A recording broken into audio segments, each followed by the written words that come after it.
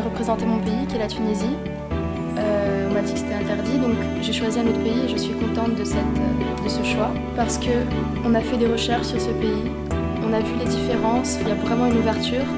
On en apprend plus sur les situations étrangères et puis voilà, qu'on en apprend sur les autres pays qu'on ne connaît pas forcément. C'est beaucoup plus enrichissant de choisir un pays qu'on ne connaît pas qu'un pays qu'on connaît. Les adolescents sont aujourd'hui mieux informés sur les problèmes d'ordre international. Le modèle francophone des Nations Unies leur permet d'approfondir leur connaissance du monde dans les domaines politiques, économiques, social et environnemental. Les enfants de maintenant ne sont plus, je dirais, comme il y a quelques générations, cantonnés à leur ville ou même à leur pays. Maintenant, ils sont des citoyens du monde et c'est important qu'ils puissent discuter entre eux de questions qui sont des questions mondiales, qui sont des questions globales, comme les questions d'alimentation, comme les questions d'environnement, comme les questions d'énergie, comme les questions de justice internationale. Donc, je pense qu'à la fois, ça les éduque, ça les apprend à discuter ensemble, ça les apprend à discuter de problèmes mondiaux, de citoyens du monde. Et je pense qu'en plus, le fait qu'ils le fassent en français, même s'ils ne sont pas tous francophones d'origine, est une excellente éducation à tout point de vue. La délégation de Canada pense que, surtout, le 66% des revenus d'Haïti est l'agriculture. Ils ont été, préparés par leurs professeurs, donc je pense qu'ils ont une connaissance des différents problèmes globaux qui se posent sur les questions qu'ils souhaitent aborder au cours de cet exercice.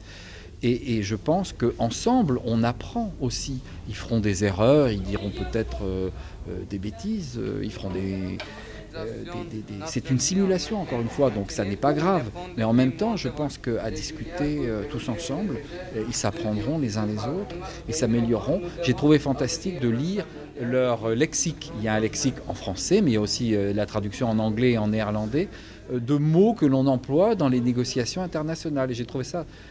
j'y ai retrouvé mon propre bagage. Moi, si j'avais eu un petit lexique comme ça au début, ça m'aurait peut-être aidé. Donc je pense qu'ils ont bien de la chance de pouvoir faire de la diplomatie comme ça, en modèle réduit, je dirais, mais en même temps sur des sujets qui sont des sujets réels, qui sont des sujets que les adultes abordent en réalité. Donc ils ont, sans risque, je dirais, mais en même temps sur des sujets réels, à faire cet exercice d'apprentissage de la discussion internationale.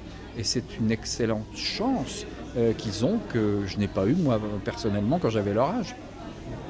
Par exemple la clause 9 qui crée une nouvelle organisation non gouvernementale qui s'occupe directement sur l'agroagriculture, ça c'est un bon point. Sauf que le point 8 paraît un peu étranger dans cette clause. À l'écart des débats, quelques élèves ont choisi de s'improviser journalistes. Leur mission, rédiger 2 numéros d'un journal composé de photos et d'articles relatant les divers sujets traités en session. Éric Ballet, professeur de français, était là pour les encadrer.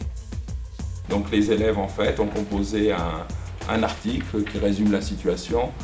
On trouvera en fait à la fois les discours qui ont été prononcés lors de l'ouverture, les impressions des élèves, une page people sur la soirée gala qui aura lieu ce soir et un résumé des différents travaux en fait, des commissions. Ils ont un jour pour confectionner le journal et cette année il va faire une dizaine de pages visiblement, donc c'est déjà pas mal. Ça leur permet de rencontrer des élèves d'autres lycées. Ici, on est dans un lycée français à l'étranger.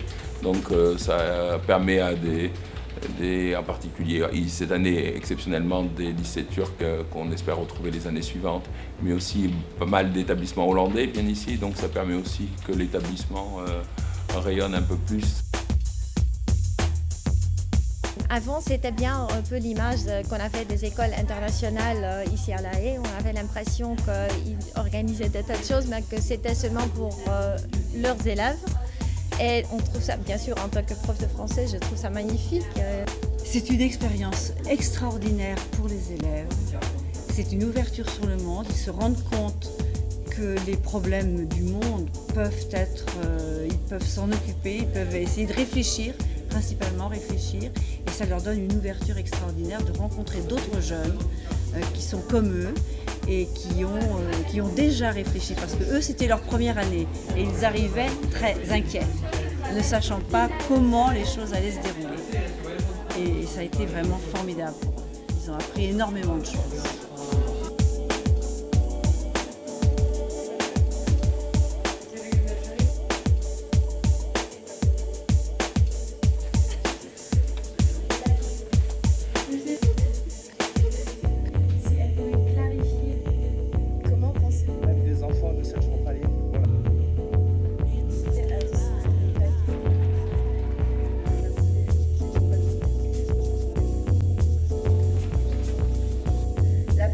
A été agréablement surprise de l'investissement des délégués durant les débats et aimerait notamment remercier la déléguée de la Jordanie pour sa participation active et le dynamisme qu'elle a apporté au débat. De plus, je vous félicite pour les débats fructueux, engagés et je remercie notamment le Ghana pour ses remarques pertinentes et l'Azerbaïdjan pour l'humour qu'il a apporté au débat. Je remercie aussi ma vice-présidente Jamila et les messagers qui nous ont fourni un travail de qualité. Quand on en avait l'occasion, on pouvait suivre les débats, mais on ne pouvait pas tout le temps parce que des fois il y avait les messages et puis ils s'envoyaient tous des messages, il fallait courir partout, chercher où il fallait le donner. On doit lire les messages pour voir si c'est en rapport avec le MFNU ou pas. Et à chaque fois on doit aller les montrer au président et c'est au président de juger si oui ou non on doit les distribuer aux personnes concernées. Parce qu'il y a souvent des personnes qui s'envoient juste des messages comme « Salut, ça va, tu viens ce soir » ou genre de choses pas très professionnelles. Voilà. Et aussi merci à tous les messagers qui nous ont énormément aidés pour l'organisation et le bon déroulement de ces débats. Nous tenons à remercier quand même tous les délégués, en particulier tous les délégués des écoles étrangères pour qui leur langue maternelle n'est pas le français et qui se sont pourtant beaucoup investis.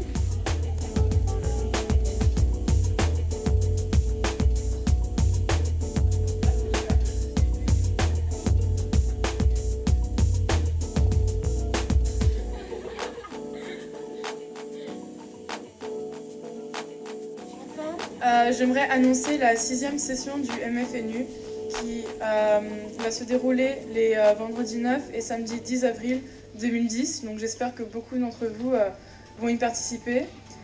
Et avant de clore la 5e session du MFNU, j'aimerais remercier Monsieur Méninger qui vraiment est l'esprit de cette conférence et grâce à lui tout cela ne serait pas possible.